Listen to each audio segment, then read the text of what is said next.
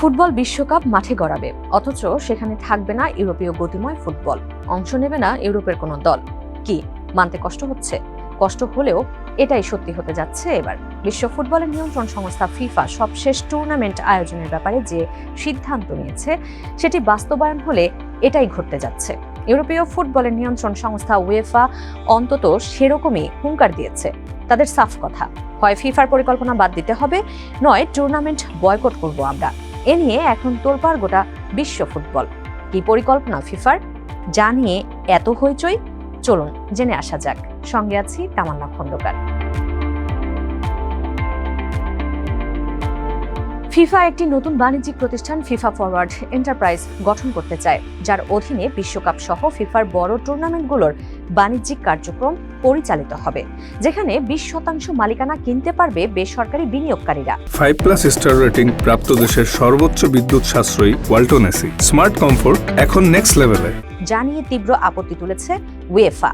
এই আপত্তি সত্ত্বেও পরিকল্পনাটি বাস্তবায়ন করতে চাইছে ফিফা, যা কার্যকর করতে হলে 211 সদস্যের মধ্যে অন্তত 106 সদস্যের ভোট পেতে হবে ফিফাকে। পরিকল্পনা বাস্তবায়নে সদস্য দেশগুলোকে দেওয়া এক চিঠিতে লোভনীয় টোপও দিয়েছে ফিফা প্রেসিডেন্ট জিয়ান্নি ইনফান্তিনো, যেখানে বলা হয়েছে যারা এই পরিকল্পনার পক্ষে ভোট দেবে তারা $4 কোটি পাবে। শুরুতেই $2 কোটি পেতে হলে আগামী 19 সেপ্টেম্বরের মধ্যে প্রস্তাবে সম্মতি জানাতে হবে।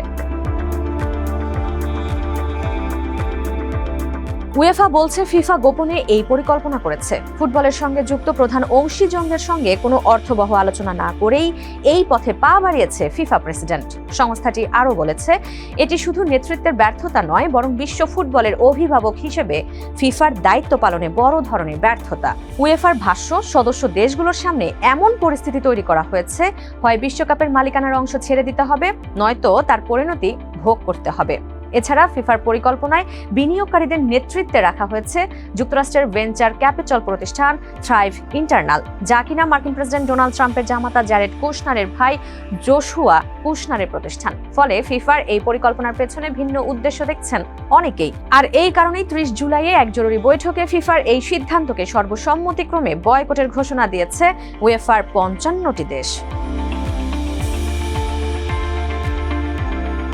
ফিফার মোট সদস্যের মাত্র 1/4 উয়েফার হলেও বিশ্বের সবচেয়ে শক্তিশালী ফুটবল দলগুলোর বেশিরভাগই ইউরোপের। এই পর্যন্ত অনুষ্ঠিত 23টি বিশ্বকাপের মধ্যে 13টি জিতেছে ইউরোপের দেশগুলো, বাকি 10টি জিতেছে দক্ষিণ আমেরিকার দল। অর্থাৎ ফিফার মধ্যে বেশ প্রভাবশালী উয়েফা, অথচ তাদের উপেক্ষা করে এখন টুর্নামেন্ট আয়োজনের ভার বেসরকারি বিনিয়োগকারীদের হাতে তুলে দিতে চাইছে ফিফা, যা নিয়ে চরম আপত্তি তুলেছে উয়েফা। তাদের ভাষ্য, বিশ্বকাপ কোনো বিনিয়োগের পণ্য নয়, এটি বিশ্বের সবচেয়ে ঐতিহ্যবাহী ক্রীড়া আসরগুলোর একটি। প্রজন্মের পর প্রজন্ম ধরে খেলোয়াড়, জাতীয় দল ও সমর্থকদের অবদানে এটি গড়ে উঠেছে, তাই এর কোনো অংশই বেসরকারি বিনিয়োগকারীদের হাতে তুলে দেওয়া উচিত নয়। উয়েফার এই সিদ্ধান্তের সঙ্গে একাত্মতা পোষণ করেছে উত্তর, মধ্য আমেরিকা ও ক্যারিবীয় ফুটবল সংস্থা কনকাকাফ। ফিফার সিদ্ধান্ত গ্রহণের প্রক্রিয়া এবং খুব অল্প সময়ের মধ্যে সিদ্ধান্ত দিতে বলার বিষয়টি নিয়ে গভীর উদ্বেগ প্রকাশ করেছে তারা। তাদের প্রশ্ন, ইতিহাসের সবচেয়ে লাভজনক বিশ্বকাপ আয়োজনের পরও বেসরকারি বিনিয়োগের প্রয়োজন কেন? এদিকে FIFA Asian football confederation AFC এর সঙ্গে এ নিয়ে আলোচনা না করায় হতাশা ব্যক্ত করেছে তারা। আফ্রিকান ফুটবল কনফেডারেশন CAF জানিয়েছে তারা আগামী সপ্তাহে বিষয়টি নিয়ে বৈঠক করবে। ফিফাকে এই পরিকল্পনা প্রত্যাহারের আহ্বান জানিয়েছে ওয়ার্ল্ড লিগস অ্যাসোসিয়েশনও।